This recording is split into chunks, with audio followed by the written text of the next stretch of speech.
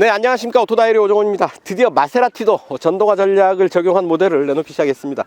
기블리입니다. 기블리의 48V 마일드 하이브리드 시스템을 적용한 기블리 하이브리드 오늘 시승해 보실 텐데요. 시승할 트림은 그란 루소 트림이 되겠습니다. 아주 최고급 수준의 인테리어 소재들을 적용을 해서 호화롭게 마무리한 인테리어를 강조하는 모델이죠. 마세라티 기블리 하이브리드 그란 루소 타고 오늘 시승을 진행해 볼 텐데요. 48V 마일드 하이브리드 시스템으로 구성되어 있죠. 벨트 스타티드 제너레이터, 그러니까 시동 모터와 48V 배터리, 직렬 4기통, 2.0 가솔린 엔진으로 파워트레인을 구성을 하고 있죠. 최고 출력 330마력인데요. 자, 앞에는 245 ZR19, 뒤에는 27540 ZR19 사이즈의 타이어, 구디어 타이어네요. 적용되어 있고, 판매 가격 2억을 조금 넘는 수준에 책정되어 있습니다.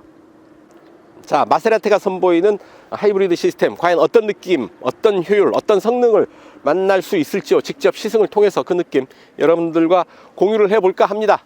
오늘도 좋아요, 구독하기 잊지 마시고요. 저와 함께 하시죠. 출발합니다. 네, 운전석입니다. 마세라티 기블리 하이브리드 인테리어 보시겠습니다. 센터페시아에 10.1인치 모니터가 들어와 있죠. 가로 세로 비율이 16대 10입니다. 이전에 8.4인치 조그마한 모니터를 사용할 때보다 이 모니터 하나 바뀌었는데 아주 실내가 좀 더 시원하고 고급스럽다는 느낌 받게 되지 않을까 싶습니다. 자, 홈은 이렇게 위젯을 추가하면서 내 취향대로 이렇게 맞출 수가 있죠. 위에서 밑으로 쓸어내리면 후방 카메라, 외부 온도 6도, 프로필, 알림, 조수석 음성, 와이파이 핫스팟, 무선 충전기 등을 설정을 할 수가 있고요. 자, 기기 관리, 스마트폰 연결되어 있는 것 관리를 할 수가 있는데요. 2대까지 이용을 할 수가 있습니다. FM, 블루투스, USB, AM, 안드로이드 오토 연결해서 사용을 할 수가 있죠. 열선 핸들, 오디오 설정, 운전석 열선, 이렇게 운전석 통풍, 조수석 열선, 조수석 통풍, 차량 볼까요? 화면 끄기, 리어 선쉐이드, 스타트 스톱, 글로우 박스 잠금, 후방 카메라 이렇게 되어 있고, 안드로이드 오토가 연결이 되어 있죠. 스마트폰과는 무선으로 안드로이드 오토를 연결을 할 수가 있습니다. 스마트폰에 있는 지도를 이용을 할 수가 있고, 이 차에 내장되어 있는 지도는 없더라고요.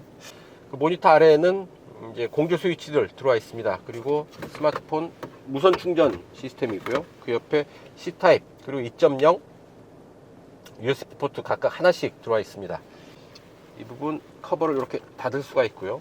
주행 모드는 아이스, 노멀, 스포츠 이렇게 3개 주행 모드를 준비해 놓고 있습니다. 제법 넓은 콘솔 박스 준비되어 있습니다. 자, 계기판 보시죠. 트립 A가 있고요, 트립 B가 있고, 하이브리드 시스템의 배터리 잔량 그리고 차지, 이부스트, 작동 현황을 실시간으로 파악할 수도 있겠습니다. 배터리 전압, 차량 정보,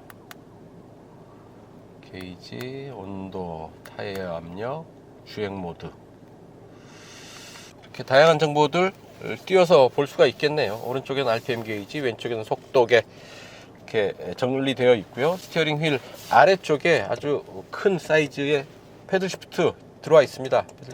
스티어링 휠과는 분리되어 있는 고정식이죠. 그래서 코너에서 스티어링 휠이 돌아가 있을 때에는 패드를 작동할 수가 없는 그런 구조입니다.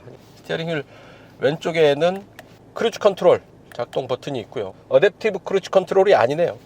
오른쪽에는 음성 명령 버튼 그리고 계기판 조작 버튼 들어와 있습니다. 헤이 마세라티, 에어컨 켜줘. 에어컨을 켰습니다. 헤이 마세라티, 내비게이션, 반복해 주시겠습니까? 블루투스 오디오, 무엇을 도와드릴까요? 저는 전화, 텍스트 보내기, 음악, 라디오, 온도를 도와드릴 수 있습니다. 온도 20도, 온도를 20도로 설정하였습니다. 제한적으로 사용을 할 수가 있네요. 카메라. 이 차 하만 카돈 오디오 적용되어 있는데요. 소리 한번 들어보시죠.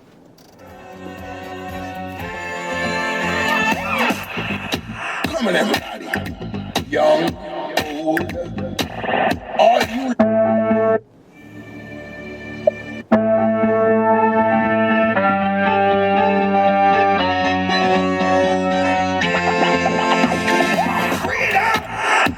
So fresh, so new.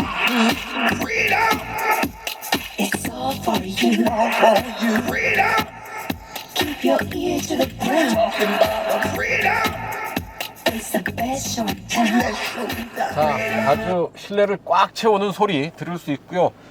볼륨을 키우면 이 스피커의 울림이 소리가 아니라 울림으로 직접 몸으로 전달이 됩니다.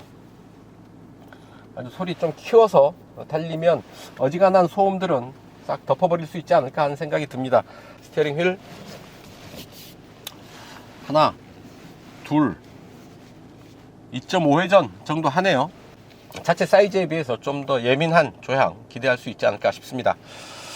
자, 시동 버튼은 스티어링 휠 왼편에 있고요. 스티어링 휠 왼편에 시동 버튼이 있는 메이커 몇 개 안 되죠. 마세라티 그렇고 포르쉐도 그렇습니다.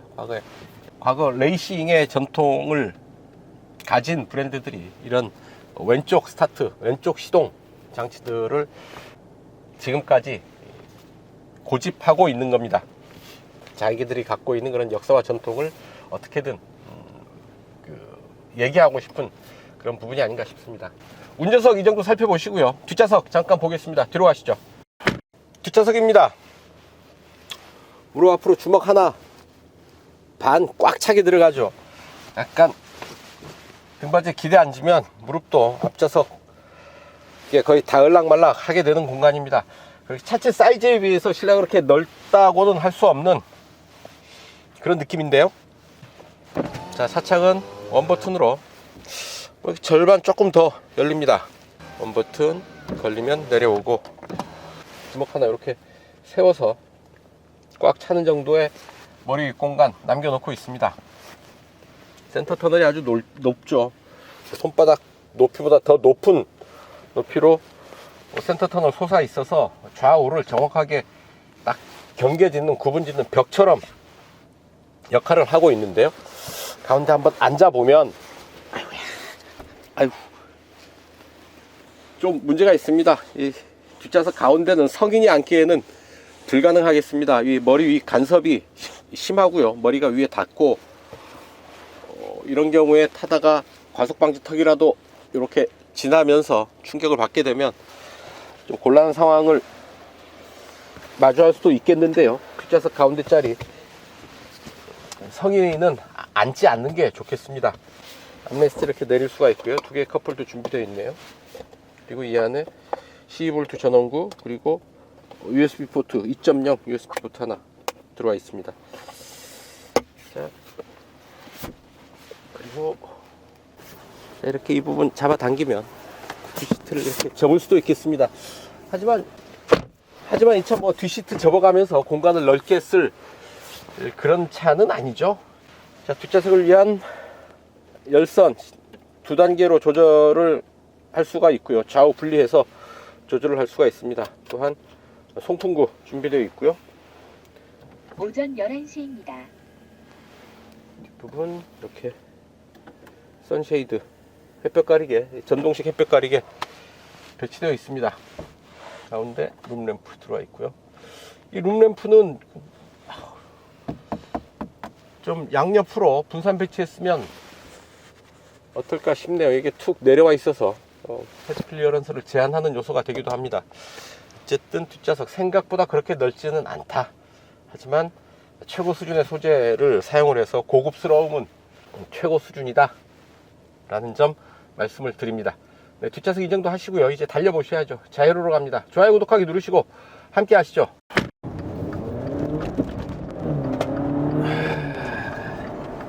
네, 자이로 본선에 여유 있게 올라섰습니다. 와, 안개가 아주 자욱하네요. 48V 마일드 하이브리드 시스템을 가지고 전동화 모델이다, 하이브리드다 라고 얘기하기는 좀 안쓰러운 면이 없잖아 있죠. 48V 마일드 하이브리드 시스템이라는 게 결국 48V 배터리를 적용을 해서 시동 모터의 힘을 구동하는 데 좀 더 보태고요. 그걸 통해서 E 부스터 효과를 내고, 또한 48V 배터리 시스템과 브레이크의 회생제동 시스템을 이용을 해서 감속 혹은 제동할 때 발생하는 에너지를 회수하는 정도의 역할을 하거든요. 그러니까 가장 낮은 단계의 하이브리드라고 보면 됩니다. 어쨌든 이제 마세라티가 기블리의 그런 전동화 시스템을 도입했다라는 데 좀 주목할 필요가 있지 않을까 싶습니다. 제법 덩치가 있죠. 또 클래식한 그런 디자인적인 아름다움, 그리고 라디에이터 그릴의 삼지창 엠블럼 여전한 모습이고요. 지금 계기판에 결빙 주의 경고가 떠 있죠. 지금 외기온도 3도, 노면이 얼었을 수 있다라는 경고가 있습니다. 안전에 유의하도록 하겠습니다. 자, 지속적인 패턴이 계속 반복되는 빨래판길, 한 80km 정도의 속도로 넘어가는데 예상할 수 있는 정도의 그런 반응 흔들림 볼 수가 있을 테고요. 지금 주행 모드는 아이스와 노멀, 스포츠 이렇게 3개의 주행 모드를 갖고 있습니다. 직렬 4기통 2.0 가솔린 엔진 330마력의 힘을 만들어냅니다. 앞에 더블 리시본, 뒤에 멀티링크, 그리고 앞뒤로 19인치 타이어 적용을 하고 있습니다. 자, 후륜구동 시스템을 적용을 하고 있는데 후륜에 기계식 차동 제한 장치를 적용을 하고 있습니다. 그래서 좌우 바퀴 회전차를 어느 정도 잘 극복할 수 있도록 준비를 하고 있고요. 노면에서 어느 정도 자잘한 노면 소음 들어오고 있고요. 바람 소리도 어느 정도는 들어오고 있습니다. 지금 시속 100km, 100km 정도의 속도인데 이런저런 소리들은 실내를 파고 드는 게 아닌가 하는 생각이 듭니다. 그렇게 조용한 편은 아닙니다. 자, 하지만 이런 소음을 극적으로 반전시킬 수 있는 요소, 바로 엔진 사운드죠. 자, 스포츠 모드에서 엔진 회전수를 끌어올리면 제법 다이나믹한 힘이 있는 엔진 사운드를 만나게 됩니다. 이런 거죠. 서스펜션은 그렇게 강하지도 않고 무르지도 않은 적당한 수준을 유지를 하고 있는데 딱 좋은 정도의 서스펜션입니다. 하지만 노면에 어떤 그 저항이 있을 때, 장애물이 있을 때는 아주 단단한 느낌을 또 전해주고 있다라는 얘기죠. 쭉 가속을 하게 되면 킥다운 버튼은 없습니다. 가속 페달은 그냥 아무 저항 없이 바닥까지 그냥 밟히고요. 다이나믹한 엔진 사운드가 어느 정도 들리는가 싶더니 또 바람 소리에 묻혀버리네요. 속도가 올라가면서 또 바람 소리에 엔진 사운드는 또 묻혀버립니다. 패드를 적극적으로 조작하면서 또 웅장한 배기 사운드를 또 느낄 수가 있네요. 하지만 대체적으로 그렇게 조용한 편은 아니다 라는 얘기고요. 이런저런 노면 잡소리, 바람 소리 등이 실내로 제법 파고든다 싶습니다. 성북동 부자 같은 느낌이 듭니다. 성북동 부자들이 강남 부자 알기를 좀 우습게 본다 그러지요. 원래서부터, 옛날서부터 부자였던 양반들이 성북동에 많이 산다고들 하더라고요. 특정 지역의 사람들을 제가 폄훼하거나 비난하려고 하는 얘기는 아니고요. 단순한 비교니까 편하게 들어주셨으면 합니다. 성북동 부자 같은 마세라티 기블리다 라는 얘기를 드리는 이유가 웬고하니 조금 구식입니다. 최첨단 안전 및 편의 장비들이 많이 빠져있는 것들이 보이시죠. 헤드업 디스플레이도 없고요. 그냥 크루즈 컨트롤입니다. 어댑티브 크루즈 컨트롤이 아닙니다. 지금 시대가 어느 시대인데 그냥 크루즈 컨트롤이라니요. 게다가 이 차 판매 가격이 1억을 훌쩍 뛰어넘는 그런 가격 아니겠습니까? 내비게이션도 기본 제공되는 부분이 없어서 지금 안드로이드 오토를 이용을 해서 내비게이션을 띄워놓고 있습니다. 이런 부분들 보면 실내를 아주 화려하게 장식을 해놓고 고급 소재들을 사용해서 아주 최고 수준의 고급스러운 느낌 잘 살려놓고는 있지만 부유한 느낌은 나나 조금 구식인 느낌, 오래된 느낌, 클래식한 느낌이 강한 그런 차다 라는 느낌을 강하게 받습니다. 조향,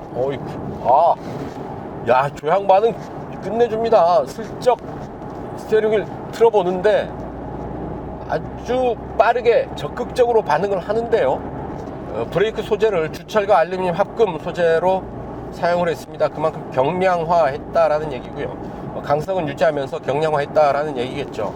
이게 왜 중요하냐? 현과 하 질량이라는 개념이 있습니다. 서스펜션의 아랫부분의 질량, 무게를 낮출수록 연비, 조향, 제동 이런 부분에 아주 긍정적인 효과를 미치게 됩니다. 무게가 늘어날수록 반대가 될 테고요. 그래서 브레이크 시스템을 주철과 알루미늄 합금으로 가볍게 만들었다. 그만큼 현과 하 질량, 서스펜션 아랫부분의 질량을 무게를 줄이면서 좀 더 승차감을 좋게 하고 연비를 개선하는 그런 효과를 기대할 수가 있겠습니다. 자, 시속 100에서 제동해 봅니다. 브렘보의 듀얼 캐스트 브레이크의 제동 성능 한번 느껴보시죠. 자, 일단 시속 100에 맞춰보고요. 시속 100입니다. 자, 하나, 둘, 셋.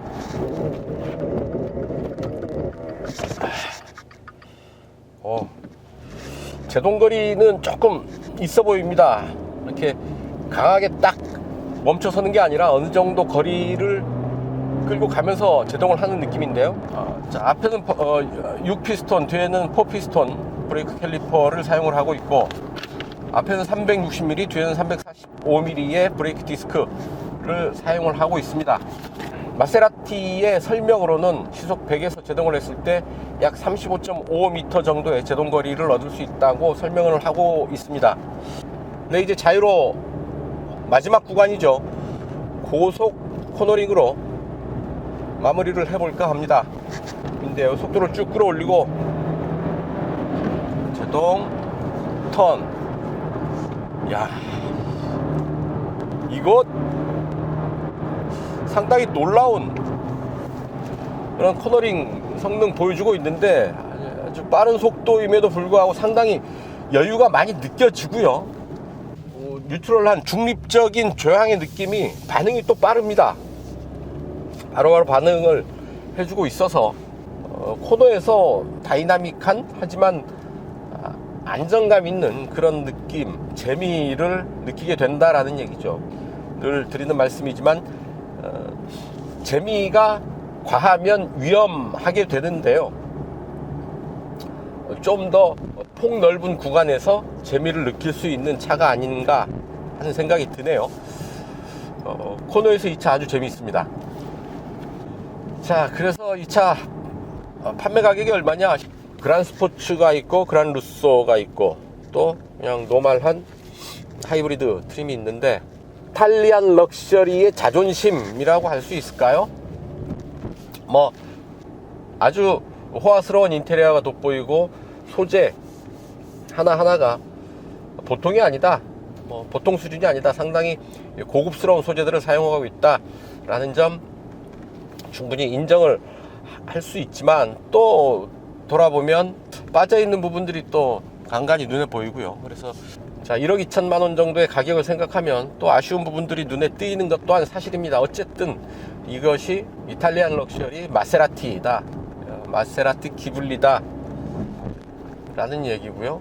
마세라티 라인업의 스타트 첫 모델이니까 엔트리 모델이, 이 차 가지고 엔트리 모델이라고 하는 게 좀 그렇긴 하지만 럭셔리 브랜드인 마세라티 라인업의 엔트리 모델로 기블리를 볼 수가 있겠죠. 이탈리안 럭셔리의 기준선 정도로 이 차를 보면 어떨까 싶습니다.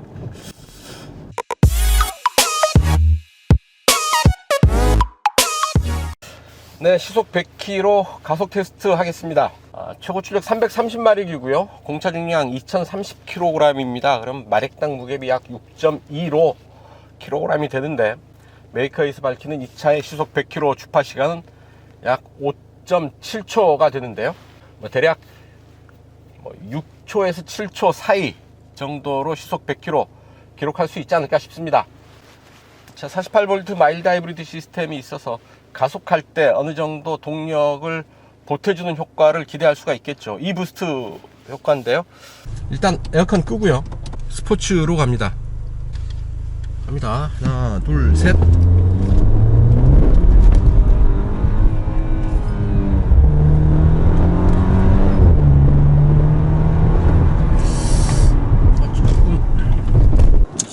네, 이렇게 시속 100km 가속 시공가 거리 측정해 봤습니다. 첫 출발해서 탄력을 붙일 때까지 약간 조금은 좀 시간이 걸리는 것 같고요. 일단 탄력을 받은 뒤에는 330마력의 힘 충분히 쓰면서 가속을 이어나가는 반응 만나볼 수 있었습니다. 메이크 발표 5.7초, 제가 짐작하기에는 6초 전후 기대할 수 있지 않을까 싶은데요. 과연 GPS 계측기에 측정된 기록 얼마나 나왔을지요. 데이터 열어서 함께 보시겠습니다.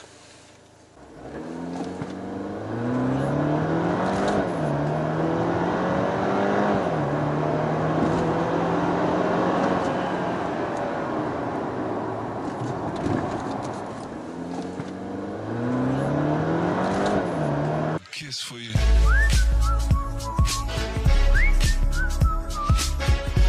네, 연비 테스트 하겠습니다. 실주행 연비 측정해 보도록 할 텐데요. 이곳 헤이리 마을을 출발을 해서 서울 지하철 2호선 교도역까지 약 55km 달려갑니다. 달려가면서 이 차 실주행 연비 측정해 보도록 하겠습니다. 이 차의 공인복합 연비는 리터당 8.9km로 인증을 받았습니다.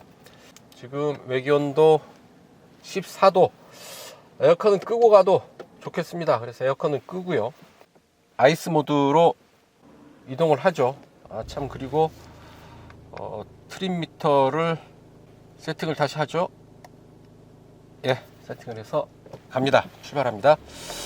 신호대기로 차가 멈추니까 엔진이 완전히 꺼졌는데요. 실내 아주 조용하죠. 스티어링 휠은 잠기는 듯 하고요. 억지로 또 돌리면 시동이 걸려버립니다. 자, 시동이 한번 꺼졌으면 이런 거 저런 거 안 만지는 게 나을 테고요. 자, 엔진 재시동의 느낌 한번 볼까요? 엔진 재시동의 느낌도 그렇게 거칠지 않습니다. 살짝 진동이 발생하면서 시동이 걸리게 되고요. 다시 또 브레이크를 완전히 밟으니까 또 시동이 꺼지네요. 직렬 4기통 2.0 가솔린 엔진에서 330마력의 힘을 만들어낸다라는 것 아니겠습니까? 상당히 엔진을 작은 배기량에서 큰 힘을 뽑아낸다 싶은 거고요. 또한 그만큼 거기에 48V 시스템이 더해져서 직렬 4기통 엔진의 효율도 좀 기대할 수 있지 않을까 싶습니다. 네, 자유로 따라서 달려왔습니다. 이제 행주대교 북단에 이르게 됩니다.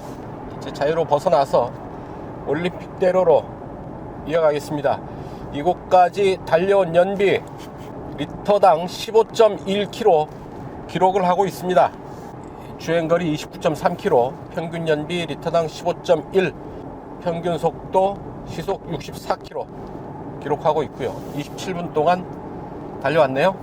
이제 자유로 빠져나가서 올림픽대로로 이어갑니다. 네, 올림픽대로 따라서 이제 동작대교 남단 이수교차로 진출로 방향으로 접어들고 있습니다. 59분 동안 52km를 달려왔네요. 평균 연비 리터당 14.4 기록하고 있습니다. 평균 속도 시속 51km고요. 자, 올림픽대로 접어들어서는 교통 상황이 썩 좋지는 않았습니다. 어느 정도 교통 체증을 겪으면서 올림픽대로 지나와서 이제 이수교차로 진출로로 빠져나가는 지점입니다. 네, 이제 도심 구간 막바지 지나고 있습니다. 잠시 후에 교도역에 도착하게 될 텐데요. 교통 체증을 좀 겪었죠. 연비는 조금 더 악화됐습니다. 되게 하이브리드 자동차라고 하면 이 체증 구간에서 연비가 더 좋아지는 현상을 만나게 되는데요. 마일드 하이브리드 시스템은 그렇지 않습니다. 마일드 하이브리드 시스템은 48V 배터리를 기반으로 하는 가장 기본적인 형태의 전동화 시스템이라고 볼 수가 있는데요. 모터로 차를 구동할 수가 없는 시스템이죠. 그러니까 체증 구간에서도 연비를 개선하는 효과를 기대할 수가 없는 거죠. 그런 면에서 가장 기본적인 형태의 전동화 시스템이다 라고 할 수가 있는 거고요. 자, 교도역 내거리에 신호대기로 멈춰 섰고요. 앞차 따라서 정지를 했습니다. 연비 13.3 기록했습니다. 파주 헤이리 마을을 출발해서 1시간 22분 동안 57.5km를 달려왔습니다. 평균 연비 리터당 13.3 기록했고요. 평균 속도 시속 41km 보였습니다. 자, 주행거리 57.5를 기록을 했는데요. 아무래도 큰 타이어 21인치 타이어를 사용을 했죠. 타이어 사이즈가 크면 거리 오차가 좀 크게 나는 듯 합니다. 파주 헤이리에서부터 이곳 지하철 2호선 교대역까지 55km 플러스 마이너스 500m 정도 되는데요. 2.5km 정도의 오차를 보이고 있습니다. 5% 정도 편차가 나는 거죠. 어쨌든 이 차 48V 마일드 하이브리드 시스템을 적용을 해서 연비, 공인복합 연비 8.9km지만 거기보다는 훨씬 더 우수한 연비 리터당 13.3 기록했다라는 점 말씀을 드립니다.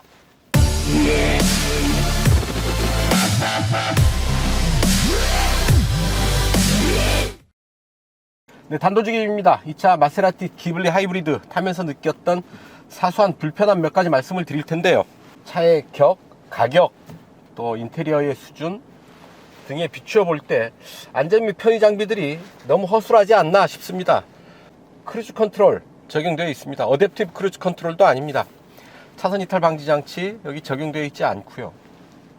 또한 헤드업 디스플레이도 없습니다. 차간거리 조절, 차선 이탈 방지 뭐 이런 거 되지 않고요. 또한 기본 탑재되어 있는 내비게이션도 없습니다. 그래서 10.1인치 화면은 아주 깨끗하고 깔끔하게 배치가 되어 있는데 이 안에 담긴 컨텐츠는 좀 많이 부족하지 않나 하는 생각이 듭니다. 가격도 있고 격도 있는 만큼 좀 더 내실 있는 그런 컨텐츠들, 내실 있는 안전 및 편의 장비들 담겨 있어야 하지 않을까 하는 생각을 해봅니다. 뒷좌석도 차 크기에 비해서는 좀 좁은 편입니다. 휠베이스가 3000mm에 달하죠. 3m에 달하는 휠베이스를 갖추고 있음에도 불구하고 뒷좌석에서 느끼게 되는 공간감은 그렇게 넓지가 않다라는 얘기죠. 상대적으로 차 크기, 사이즈에 비해서는 비교적 좁은 편이다 라는 느낌입니다. 그리고 소음 부분 말씀을 드릴 텐데요. 프레임 리스토어를 적용을 하고 있습니다. 창 틀이 없는 맨 유리가 드러나는 형태인데요. 뭐 뾰족한 엣지가 드러나 있는, 그래서 주변 보행자 자전거들의 불편을 주는 혹은 안전을 유의할 수 있는 그런 부분도 있지만 그 창문 틈새가 넓게 띄어져 있습니다. B필러와 차창, 그리고 C필러와 차창 사이에 넓은 공간이 띄어져 있어서 방음 효과가 제대로 나타나지 않는다라는 얘기죠. 소리가 실내로 파고 들어올 수 있는 여지가 많다라는 얘기입니다. 그래서 이중접합 차음유리를 적용했음에도 불구하고 실내는 그렇게 조용한 편이 아닙니다. 차급에 비해서 보면 좀 더 조용한 실내를 기대하기 마련인데요. 실제로 주행하면서 느끼는 실내의 정숙성은 기대에 못 미치는 듯 합니다. 네, 이상 마세라티 기블리 하이브리드 타면서 느꼈던 사소한 불편함 몇 가지 말씀을 드렸습니다. 네, 지금까지 마세라티 기블리 하이브리드 시승을 했습니다. 그란루소 트림이었죠. 자, 이탈리안 감성을 잘 담은 럭셔리 세단 아니었나 싶습니다. 이탈리아 사람은 좀 뜨겁죠.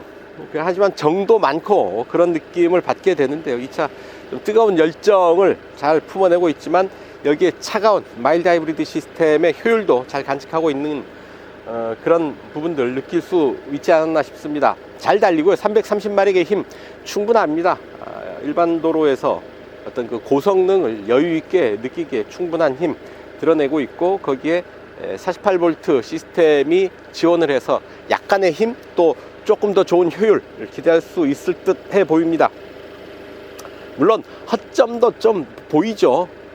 제가 성북동 부자라고 말씀을 해드렸다시피 조금 현대적인 최신 어떤 그 주행 및 안전 편의 장비들 몇몇 빠져 있는 것들이 좀 아쉬운 부분으로 남기는 합니다만, 이탈리 사람들의 어떤 그 열정, 뜨거운 열정 뒤에 보이던 약간의 허술한 빈틈을 보는 것 같아서 그 또한 뭐 애정을 가지고 본다면 충분히 받아들일 수 있는, 이해할 수 있는 그런 부분들이 아닌가 싶습니다. 아무나 소유할 수 없는 차라는 점에서 마세라티의 가치는 여전히 높다, 가치 있다 라고 얘기를 할 수가 있을 듯 하고요. 어떤 시장에서 많이 팔리는 차가 아닌 아주 희소성을 가진 브랜드로서 마세라티의 존재 이유는 충분하지 않을까 싶습니다. 그 마세라티의 첫 전동화 시스템을 적용한 기블리 하이브리드, 드디어 마세라티도 전동화 대열에 동참했다라는 것을 증명해주는 상징적인 차가 아닐까 싶습니다.